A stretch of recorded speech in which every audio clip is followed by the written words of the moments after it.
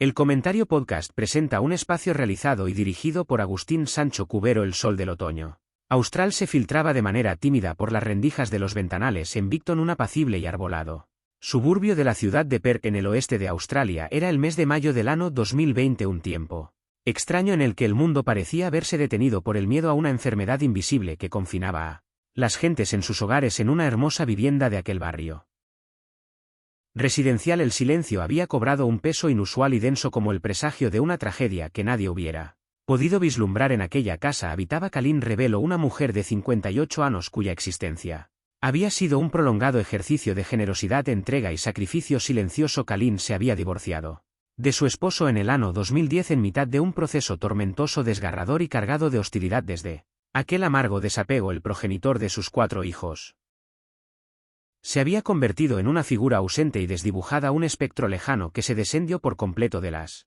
obligaciones afectivas y económicas que conllevaba la crianza de la prole. De este modo, Kalin Rebelo se vio en la imperiosa necesidad de tomar las riendas de su destino y el de su familia, cargando sobre sus hombros la inmensa tarea de sacar adelante a sus 4 hijos sin más auxilio que su propia determinación. Sus hijos eran su mayor orgullo y su única prioridad. Julian, el primogénito, había logrado independizarse hacía ya algún tiempo y residía lejos de Perth, labrando su propio camino con la solidez de quien ha sido educado en el esfuerzo. Luego estaban André y Monique, quienes eran mellizos. Monique, una joven decidida y valiente, se encontraba habitando temporalmente en el hogar materno mientras ultimaba sus estudios avanzados para convertirse en paramédico. De hecho, aquel 24 de mayo del año 2020 significaba un hito en su vida, pues debía afrontar su primer día de prácticas oficiales en los servicios de emergencia. Por último se encontraba Fabián, el hijo menor, un muchacho sensible que padecía autismo y que vivía bajo el amparo constante de Kalin. Fabián trabajaba de manera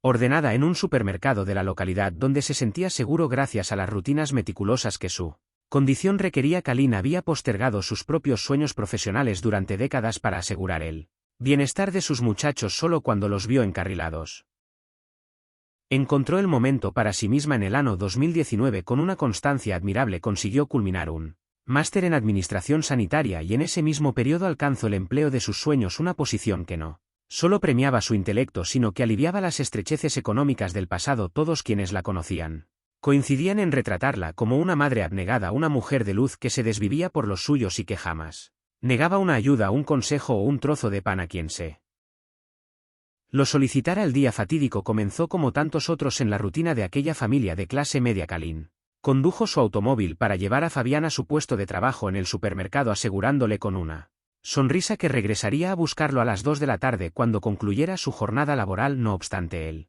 discurrir del tiempo guardaba un giro macabro. El turno de Fabián terminó de manera puntual, pero al salir a la acera no encontró el vehículo de su madre esperándolo en el lugar.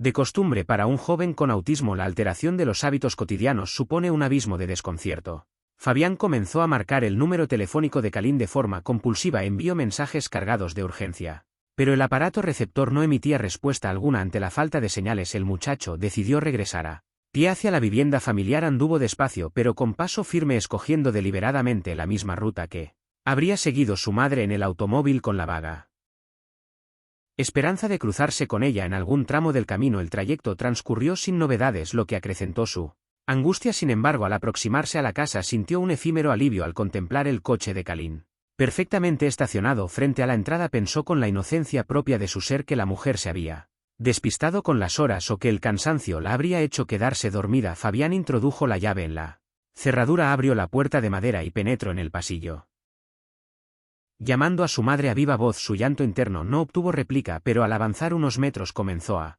escuchar el rumor constante y amortiguado del agua al caer en el cuarto de baño. La ducha estaba encendida. El joven se acercó a la puerta del aseo y dio varios golpecitos con los nudillos, preguntando si todo marchaba bien. Ante el persistente mutismo y con el corazón latiendo con violencia, Fabián giró el pomo. La puerta no estaba trancada y al abrirla por completo la realidad se manifestó ante sus ojos como una pesadilla incomprensible. Su madre yacía tendida en el suelo, inmóvil bajo la atmósfera húmeda y el sonido imperturbable del agua corriente. El impacto psicológico para el muchacho fue devastador. Zarandeó el cuerpo sin obtener respuesta. Constató que no respiraba y con las manos temblorosas marcó el teléfono de las asistencias médicas de urgencia. Al otro lado de la línea el operador le fue dictando las instrucciones precisas para iniciar las maniobras de reanimación cardiopulmonar.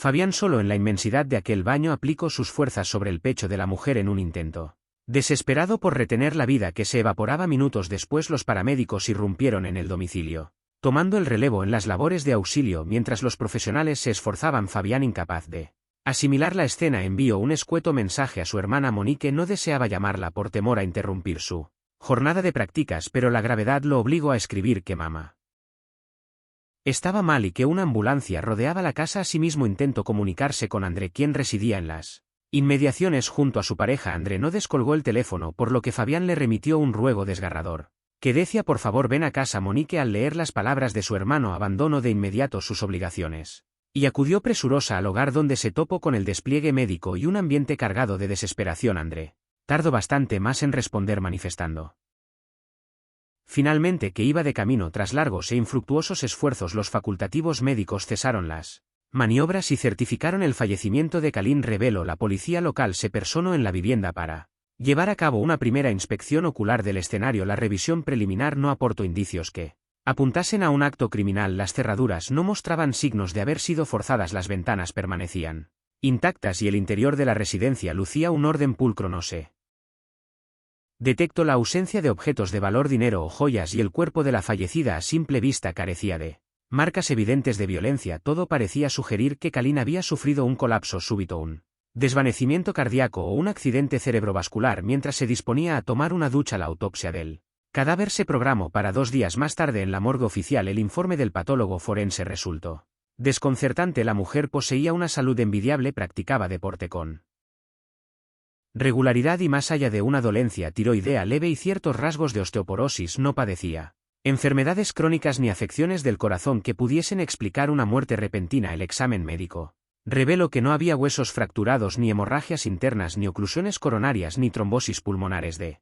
ningún tipo. El forense estableció en sus conclusiones que la causa del deceso quedaba indeterminada, aclarando de manera categórica que aquello no implicaba una muerte natural, pero tampoco descartaba de plano la intervención de terceras personas. Se solicitaron análisis toxicológicos exhaustivos para comprobar la presencia de fármacos, alcohol o sustancias venenosas, los cuales, tras semanas de espera, arrojaron un resultado completamente negativo. Kalin Rebelo había muerto limpia de cualquier químico en su organismo. No obstante, la policía encontró pequeños detalles disonantes en la escena del baño que despertaron sus sospechas. La ducha permanecía abierta, pero la mujer yacía con la ropa de calle puesta, las joyas colocadas y el cabello perfectamente recogido. Carecía de sentido que alguien se dispusiese a ducharse vistiendo sus mejores prendas y sin preparar toalla alguna. La estampa parecía más bien un montaje apresurado destinado a simular un accidente doméstico. Julian, el hermano mayor, regresó a Perth para hacerse cargo de las gestiones patrimoniales, ya que su madre lo había designado formalmente como albacea en su testamento, poseyendo la autorización legal para administrar los bienes familiares. Fue en ese instante cuando comenzaron a manifestarse los comportamientos anómalos de André. André era un joven de 21 años que encarnaba a la perfección los espejismos de la era digital. Lucía una musculatura sumamente cuidada y se presentaba ante el escrutinio público en las redes sociales como un exitoso inversor en criptomonedas, exhibiendo una opulencia desmedida. Compartía su vida desde hacía 8 años con su pareja, una conocida creadora de contenido en Internet que acumulaba 1 millón de seguidores en Instagram y medio millón de suscriptores en YouTube. Juntos formaban la estampa de la pareja idílica, joven, atractiva y poseedora de una fortuna envidiable. Residían en una mansión de alquiler de coste desorbitado, conducían un costoso automóvil Range Rover de color blanco recién adquirido y disfrutaban de vacaciones en parajes paradisíacos, exhibiendo restaurantes de lujo y vestimentas de diseñadores exclusivos. No obstante, detrás de aquella fachada de éxito y riqueza se escondía una farsa absoluta. Las investigaciones económicas posteriores demostraron que André jamás había obtenido ganancias reales con las divisas digitales, siendo su mayor logro financiero una liquidación de apenas $200 australianos. La única fuente de ingresos legítimos en el hogar era el trabajo de su pareja como influenciadora. André vivía de las apariencias, ahogado en un mar de deudas y acosado sin tregua por acreedores que le reclamaban una suma que superaba los $112.000 australianos. Kalin, su madre, contemplaba aquella existencia con honda preocupación, comentando a menudo con sus allegados que su hijo habitaba en una vida de plástico, un decorado falso que tarde o temprano terminaría por desmoronarse. Tras el deceso de Kalin, André mostró un interés inusitado y sumamente sospechoso por los asuntos burocráticos. A pesar de que Julian era el albacea legal, André Acudió a la oficina postal y desvió el correo de la madre hacia su propia dirección particular. Además se apropió de diversos documentos esenciales de la fallecida alegando ante su hermano que ya se había ocupado de tramitar ciertas gestiones por su cuenta. Al mismo tiempo comenzó a telefonear de forma insistente a la oficina del forense exigiendo con vehemencia la entrega inmediata del informe de autopsia y del certificado oficial de defunción. La razón de tanta prisa no tardó en salir a la luz. Meses después del trágico suceso, las autoridades recibieron dos alertas procedentes de ámbitos distintos. La primera llamada la realizó Marina, una psicóloga profesional que había tratado a Kalin en vida. La terapeuta informó a los agentes de que una compañía aseguradora se había puesto en contacto con ella para verificar la veracidad de un informe de salud mental referente a la difunta. Dicho documento había sido presentado por André con el fin de reclamar el pago de una póliza de seguros de $500.000 de la que figuraba como único beneficiario. La aseguradora sospechaba de la autenticidad del papel y de una llamada telefónica en la que supuestamente la propia psicóloga ratificaba que Kalin no sufría tendencias suicidas, asegurando de este modo el cobro de la indemnización. La policía tiró de aquel hilo y descubrió un entramado de fraude monumental. André Rebelo no había suscrito una sola póliza sino 3 contratos de seguro de vida a nombre de su madre, todos ellos tramitados con apenas una semana de antelación respecto al día de su muerte. La suma total de las indemnizaciones ascendía a $1,500,000 para urdir semejante estafa. El joven había empleado herramientas avanzadas de inteligencia artificial, consiguiendo clonar la voz de una mujer para efectuar las llamadas a las oficinas de seguros haciéndose pasar por la psicóloga. Además había falsificado las firmas de los facultativos forenses redactando un certificado de defunción falso en el que inventaba que su madre había perecido a causa de un aneurisma cerebral. Las pesquisas informáticas demostraron que André había creado una cuenta de correo electrónico falsa en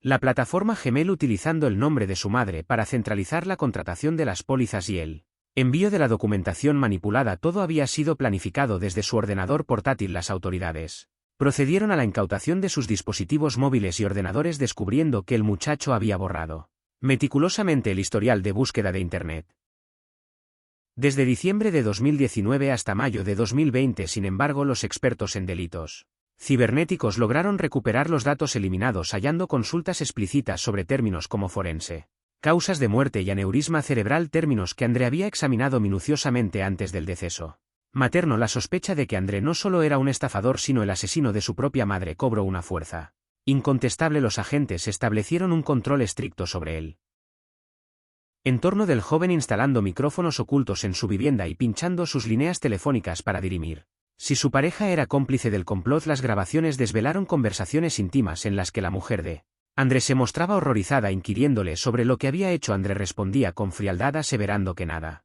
sucedería. El análisis de los audios demostró que la YouTube estaba completamente al margen de los delitos, engañada por las promesas financieras de su pareja y aterrorizada ante la perspectiva de criar a su hijo en solitario si el joven ingresaba en prisión. La polémica pública hundió el canal de la creadora de contenido, quien perdió suscriptores de forma masiva a pesar de su demostrada inocencia. El rastreo del posicionamiento satelital del teléfono iPhone de André aportó la prueba definitiva. Aquella mañana del 24 de mayo el dispositivo lo situaba de manera inequívoca en el interior de la casa de Kalin entre las 10 y las 11:30 de la mañana, una ventana temporal de 1 hora y 33 minutos que coincidía plenamente con el momento en el que se produjo el deceso de la mujer. Durante ese intervalo la pareja de André le había efectuado 12 llamadas angustiadas para recordarle que debían asistir a una comida familiar con unos primos, pero el joven no atendió ninguna de ellas. A las 12:30 del mediodía André envió un mensaje de texto a su madre, preguntándole si podría cuidar de su nieto al día siguiente. Un intento burdo de fabricar una coartada digital simulando que creía que la mujer seguía viva. André también presionó a sus hermanos para que el cuerpo fuera incinerado, contraviniendo el deseo expreso de Kalin de recibir sepultura en tierra, con el evidente propósito de destruir cualquier evidencia física residual. El 22 de noviembre del año 2022 la policía procedió al arresto formal de André Rebelo, acusándolo del homicidio de su progenitora. El joven afrontó la detención con una serenidad pasmosa, desprovisto de toda empatía, gesticulando sonrisas y manifestando a sus allegados que todo era un simple error. El juicio se celebró finalmente en los meses finales del año 2024. Prolongándose durante 8 semanas, André inició el proceso declarándose culpable de los 4 cargos de fraude y estafa documental, pretendiendo justificar que había falseado los papeles movido por la desesperación al Descubrir el supuesto suicidio de su madre no obstante la fiscalía. Desmonto la farsa presentando las pruebas de geolocalización, las búsquedas en Internet y el testimonio crucial del médico patólogo. El forense detalló ante el tribunal que durante un examen minucioso del cadáver halló pequeñas petequias en los párpados de Kalin, manchas hemorrágicas diminutas que constituyen un síntoma inequívoco de asfixia por privación de oxígeno. Asimismo se detectaron leves marcas de presión en las muñecas compatibles con un agarre defensivo. El especialista explicó que era perfectamente factible provocar la muerte por asfixia sin fracturar huesos ni dejar hematomas aparatosos, mediante una técnica de compresión torácica, sentándose con todo el peso del cuerpo sobre el pecho de la víctima, impidiendo la expansión de los pulmones hasta causar el paro respiratorio. De este modo se reveló la atrocidad del crimen. André Rebelo, un hijo al que su madre jamás había dañado, se había colocado sobre el pecho de la mujer, sujetando sus manos y mirándola fijamente a los ojos, mientras extinguía su último aliento sin pasión ni odio irracional, sino como un frío acto instrumental para cobrar